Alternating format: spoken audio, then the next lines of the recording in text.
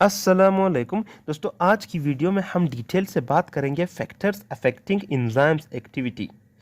अब दोस्तों, ऐसे फैक्टर्स जो एंजाइम्स के एक्टिविटी को अफेक्ट करेंगे या तो इंक्रीज करके या डिक्रीज करके। The enzymatic activity is increased और डिक्रीज्ड बाय सम फैक्टर्स। यानी दोस्तों, कुछ ऐसे फैक्टर्स हैं जो एंजाइम्स के एक्टिविटी को इंक्रीज भी करते हैं और डिक्रीज भी करते हैं। कैसे करते हैं वो आज की वीडियो में हम डिटेल से पढ़ेंगे। मगर इससे पहले आपको बता दूं कि अगर आपको एंजाइम्स और एंजाइम्स की एक्टिविटी के बारे में इल्म नहीं, तो ये हमने पिछले वीडियोस में कवर कर रखा है। आप वो वीडियोस देख लें ताकि आपको आज वाली वीडियो तफसील के साथ समझ में आ जाए। तो आइए स्टार्ट करते हैं अपनी वीडियो। अब उन फैक्टर्स की हम बात करेंगे जो एंजाइम्स की एक्टिविटी पर इफेक्ट डालते हैं, एंजाइम्स की एक्टिविटी को इफेक्ट करते हैं। या तो उनकी एक्टिविटी को बूस्ट करेंगे, बढ़ाएंगे, या तो दोस्तों उनको डिक्रीज करेंगे, कम करेंगे। यानी दोस्तों, जो एंजाइम्स की काम करने की सलाहियत है, या तो उसे मज़ीद स्पीड करेंगे या तो उस स्पीड को मज़ीद कम करेंगे। तो आइए एक एक करके तमाम फैक्टर्स को देखते हैं। सबसे पहले बात करते हैं टेम्परेचर की। अब दोस्तों, टेम्परेचर में क्या है? Heat increases molecular motion. दोस्तों, जो हीट है, अगर हीट बढ़ेगा तो जितने भी मॉलिक्यूल्स है उनकी मोशन में फ्लुएंसी आ जाएगी। वो मज़ीद फ्लुएंट होकर मोशन कर सकेंगे, मज़ीद फ्लुएंट होकर वो एक जगह से दूसरी जगह तक ट्रांसफ़र हो सकते हैं।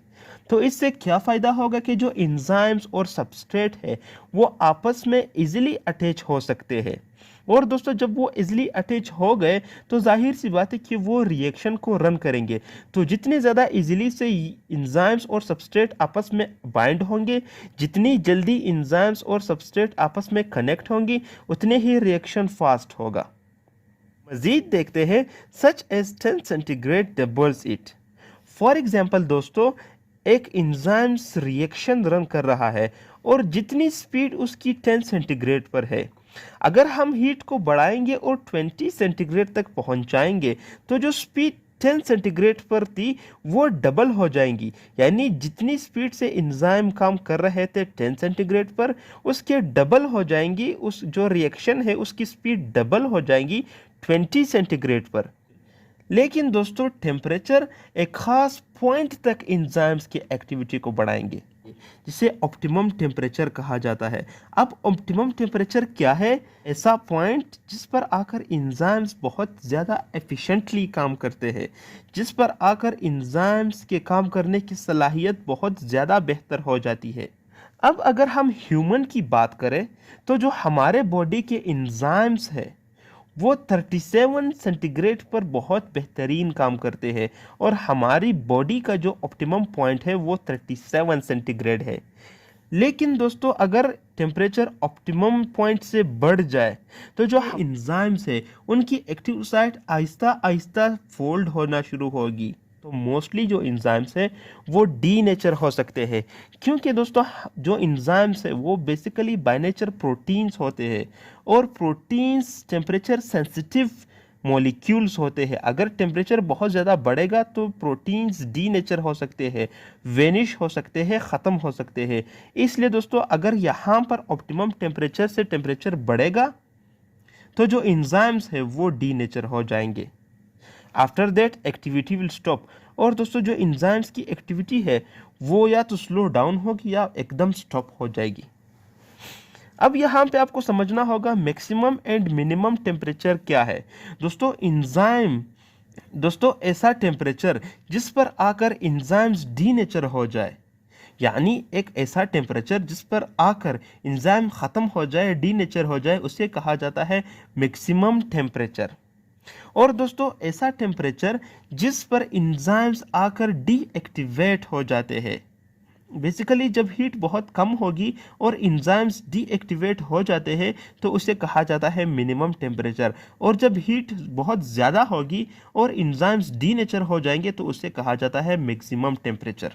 अब दोस्तों अगर हम ग्रामेटिकली देखें तो आप यहाँ पे देख सकते हैं ये 37 सेंटीग्रेड है। यहाँ पर हमने ह्यूमन का एग्जांपल लिया है और ये इंजाइम्स है जिसकी एक्टिविटी बढ़ रही है टेम्परेचर के साथ। जितना हम टेम्परेचर बढ़ा रहे हैं उतनी ही इंजाइम्स की एक्टिविटी बढ़ रही है।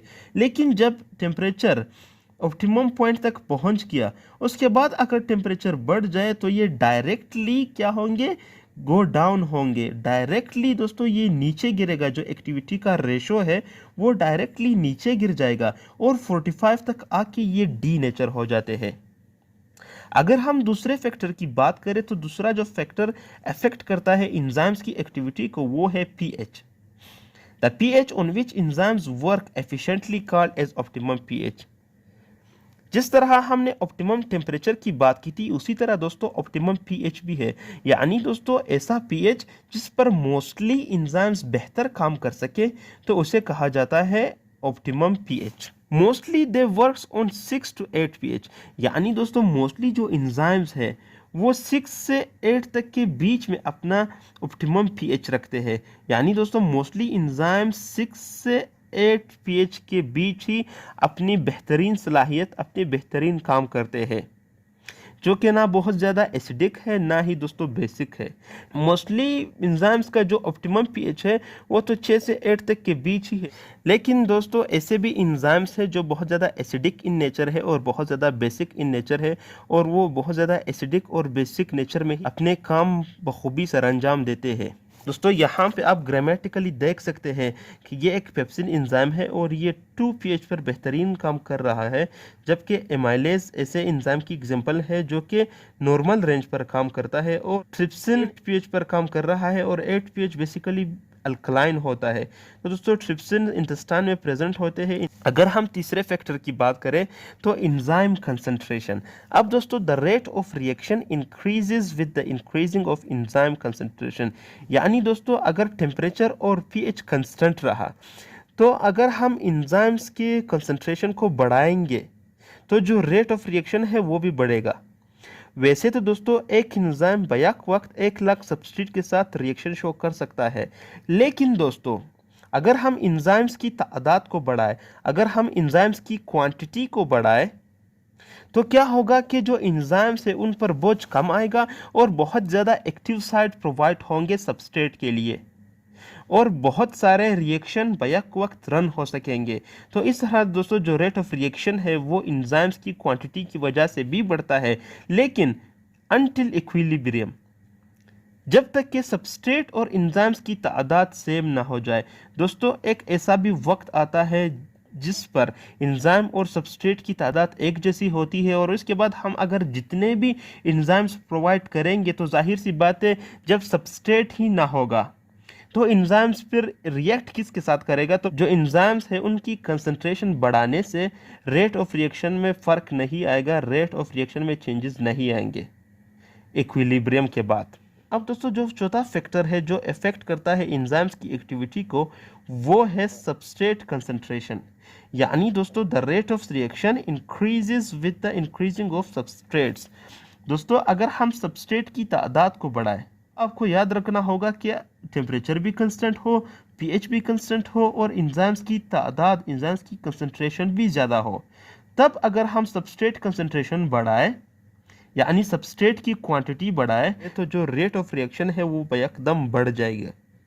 लेकिन दोस्तों ये भी अनटिल इक्विलिब्रियम, जब तक कि सबस्ट्रेट और एंजाइम्स की तादाद यकसा नहीं होती।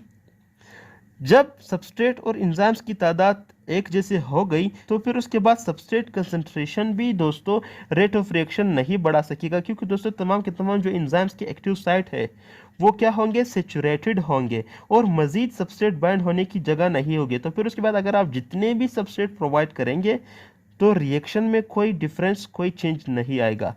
बेसिकली एंजाइम कंसंट्रेशन और सबस्ट्रेट कंसंट्रेशन एक जैसे फैक्टर्स हैं जो एंजाइम्स की एक्टिविटी को अफेक्ट करते हैं।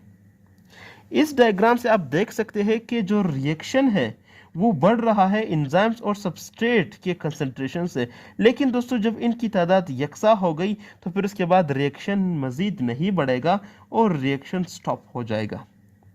तो दोस्तों ये थी हमारी आज की वीडियो। उम्मीद करता हूँ कि आपको वीडियो अच्छी लगी होगी। मिलते हैं अपनी अगली आने वाली वीडियो में, तब तक के लिए अल्लाह हाफिज।